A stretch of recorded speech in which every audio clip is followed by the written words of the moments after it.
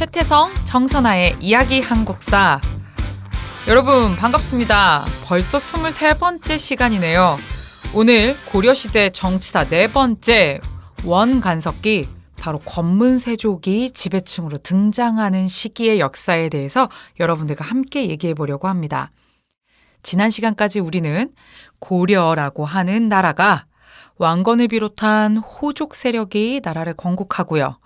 그 이후에 세력 재편 과정과 호족의 숙청, 그럼에도 불구하고 살아남았던 이들을 중심으로 해서 새로운 문벌귀족 사회가 형성된 것에 대해서 함께 이야기를 나눠봤고요.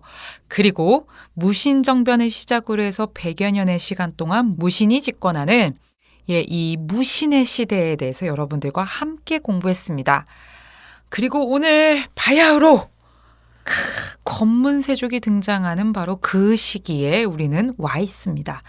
지난 시간에 했던 얘기 중에 여러분 기억하세요? 고려에 몽골의 대군이 침략을 해버렸지 않습니까?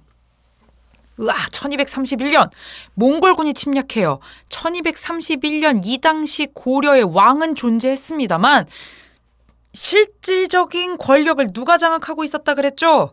그쵸, 무신, 바로 최씨 정권 한복판일 때입니다. 처음에는요, 이 몽골한테 이 최씨 정권이 항복해요. 강화를 맺습니다. 그렇게 해서 이들의 요구 조건을 수용해 주기로 하는데요. 그리고 나서 이 최씨 정권은 무슨 결정을 하게 되느냐? 이거 아니다. 우리는 강화도라고 하는 섬으로 천도해서 이곳에서 계속해서 몽골과 항쟁을 이어나가겠다라고 합니다. 그래서 진짜 갔어요.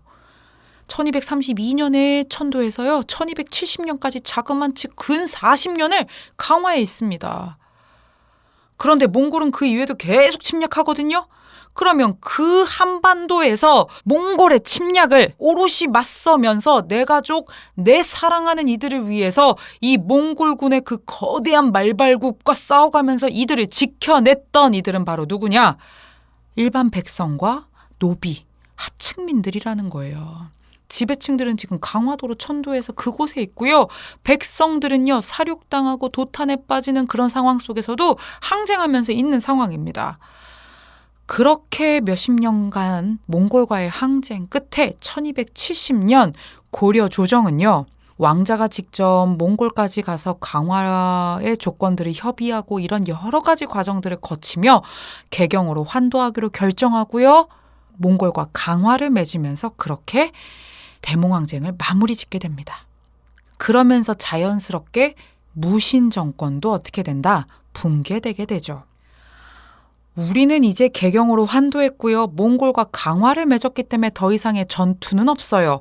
하지만 우리가 이 전쟁에서 승리했다라고 볼 수는 없습니다. 긴 시간 동안 항쟁의 결과 우리의 주권은 지켰어요. 우리 식민지 아니에요. 고려라고 하는 왕조의 정통성 그대로 가요. 여전히 왕의 성은요, 왕씨입니다. 몽골 사람 아니에요. 하지만 몽골의 내정 간섭과 몽골의 영향력까지 무시할 수는 없습니다. 그래서 이때부터의 시기를 우리가 뭐라고 얘기하느냐? 몽골 간섭기. 몽골이 나중에 나라 이름을 1271년에 원으로 바꾸거든요. 그래서 우리는 교과서에 원간섭기라고 이 시기를 배우게 됩니다. 이때는 비록 고려가 주권은 갖고 있었지만 원이라고 하는, 즉 이 몽골 세력의 영향력이 엄청 크구나. 이것만 기억을 확실하게 해두시면 돼요. 그 대표적인 게 뭐냐? 이제부터 우리는요, 원나라 황실의 딸 혹은 황제의 딸인 공주와 고려의 왕을 혼인시켜야 돼요. 즉 고려는요, 원나라의 사위나라가 됩니다. 이거를 부마라고 표현해요. 끈끈한 관계이기는 하나 부마국으로 전락을 하는 거죠. 이들의 영향력 하에 있는 거고요. 그 다음에 두 번째요, 이제 원나라에서 콩나라 판나라 하는 거예요. 말 좀 보낼래? 군사 좀 보낼래? 젊은 여성이 필요한데 여성들 좀 보낼래? 우리 내시를 대체할, 그쵸? 내시로 갈 고려인들 중에 우리 원나라 황실에서 내시를 할 만한 어린 소년들을 좀 보낼래? 심지어 새를 좀 키워서 보낼래? 이런 요구 조건을 다 들어줘야 되는 그러한 정치적인, 경제적인 간섭을 받게 된다라는 겁니다. 뿐만 아니라 가장 직접적인 피해를 입게 되니 그것이 바로 무엇이냐? 영토를 뺏긴다는 거예요. 원나라가 필요한 땅들을 쫙 뺏어가요. 쌍성 총관부 설치해서 영토를 숭텅 가져가 버리고요. 동령부라고 해서 또 영토 가져가고요. 탐라 총관부라고 해서 제주도 막 가져가고요. 영토를 뺏어가고요. 두 번째요. 정동행성이라고 하는 거를 만들어서요. 원나라가 일본을 공격할 거니 너희도 여기에 협조해라 라고 하면서 우리에게 강제로 노동력을 징발하고 배를 만들게 하고 이런 일들을 자행을 합니다. 결국에는 2차례에 걸친 일본 원정 단행하는데 2번 다 어마어마한 태풍과 이런 것들로 인해서 실패하거든요. 그럼에도 불구하고 정동행성 안 없애고 그대로 냅둬요. 이뿐만이 아닙니다. 우리나라 왕들은요. 무슨 조, 무슨 종 이렇게 불렀죠. 태조, 왕건, 광종, 성종 기억하시죠? 그런데 아니다 이거죠. 어디 니네가 그렇게 불러. 우리 원나라 황제가 세조 이런 거거든. 근데 니네가 어디 감히 조와 종이야? 너희는 한 단계 낮춰. 그래서 충, 무슨 왕 이렇게 바꾸게 합니다. 원나라한테 충성하는 왕이다라는 거죠. 그래서 여러분 고려의 25대 임금부터 보면요. 충렬왕, 충선왕, 충수광, 충해왕, 충무광, 충정왕 이렇게 이름이 바뀌게 됩니다. 뿐만 아닙니다. 이성육부라고 하는 중앙의 통치제도 기억하시죠?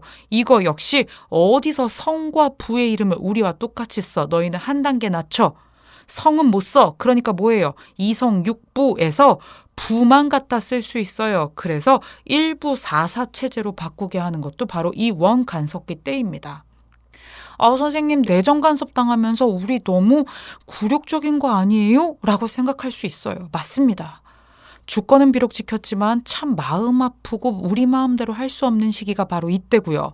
더욱더 안타까운 것은요. 꼭 이럴 때 그 원나라한테 붙는 세력들이 있죠. 꼭 이럴 때, 그죠? 이런 세력들을 우리가 뭐라고 부르느냐? 친원파라고 해요. 이 친원파의 대표적인 세력이 바로 권문세족입니다. 이들이 바로 원간섭기 고려를 장악한 4번째 지배층이다라고 할 수 있어요. 이들은 두려울 게 없죠. 뒤에 거대한 원나라라고 하는 세력이 있고요. 권문세족, 이들 역시 정치 권력, 경제 권력 독점합니다. 국가의 핵심적인 기구의 고위관직 독점하고요. 고위관직 독점하고요. 과거와 음서를 통해서 이들은 정치 권력 이미 독점했습니다. 뿐만 아니라 공음전과 과전을 통해서 이들은 누릴 수 있는 모든 걸 다 누리는 데다가 원나라가 뒤에 있으니 눈에 뵈는 것도 없어서 심지어 일반 백성들의 땅을 강제로 수탈하기도 해요. 어마어마한 대농장까지 소유한 권문세족. 그 당시 권문세족 중에 제일 잘 나갔던 사람의 이름이 기철이에요. 이 기철은 왜 잘 나갔느냐? 자신의 여동생이 원나라의 공녀로 끌려가요. 보통 이렇게 공녀로 끌려가면 원나라 귀족의 집에서 이렇게 허드렛 일을 한다거나 궁궐에서 허드렛 일을 한다거나 운이 좋아야 궁녀가 된다거나 그렇게 되는데 이 기철의 여동생은요. 원나라 황제의 눈에 들어서 결국에는 후궁이 되고 나중에 아들을 낳고 결국에는 황후의 자리까지 오르게 됩니다. 내 여동생이 원나라에서 지금 그런 사람이에요. 그러다 보니 기철 눈에 뵈는 거 없죠. 그러니 이 기철의 그 당시 세력이 고려의 왕을 능가한다라는 표현이 있을 정도로 잘 나갑니다. 고려 진짜 어떡하죠? 백성들은 송곳 꽂을 땅도 없다라고 하는 이 시대에 권문세족은 점점 더 넓은 땅을 획득하면서 그 누구도 터치할 수 없는 권력을 휘두르니 이때가 원간섭기예요. 이런 시대에 히어로가 등장합니다. 바로 그 히어로가 누굴까요? 그쵸, 공민왕입니다. 이 공민왕은요. 원나라가 쇠퇴하는 그 국제적인 정세를 제대로 공략해서 원나라에 반대하는 반원 자주 정책을 아주 과감하게 펼친 인물입니다. 그래서 즉위하자마자 원나라 세력들, 친원파 세력들 숙청하고요. 원나라한테 뺏긴 쌍성 총관부 무력으로 다시 되찾아버리고요. 몽골 풍속 금지하고요.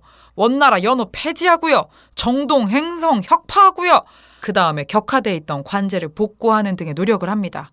이뿐만이 아니라 권문세족들의 모든 경제의 근간이 되었던 바로 그 땅 문제 있었죠.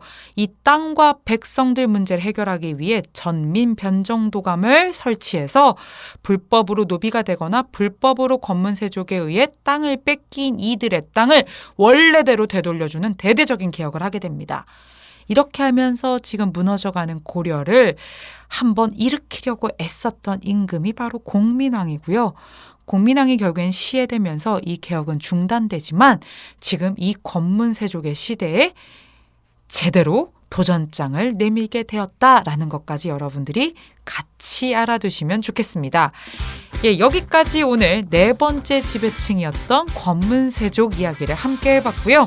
우리는 다음 시간에 말도 많고 탈도 많은 고려의 대외관계 이야기 속으로 함께 여행을 떠나보겠습니다. 지금까지 이야기 한국사 JSA 정선아였습니다.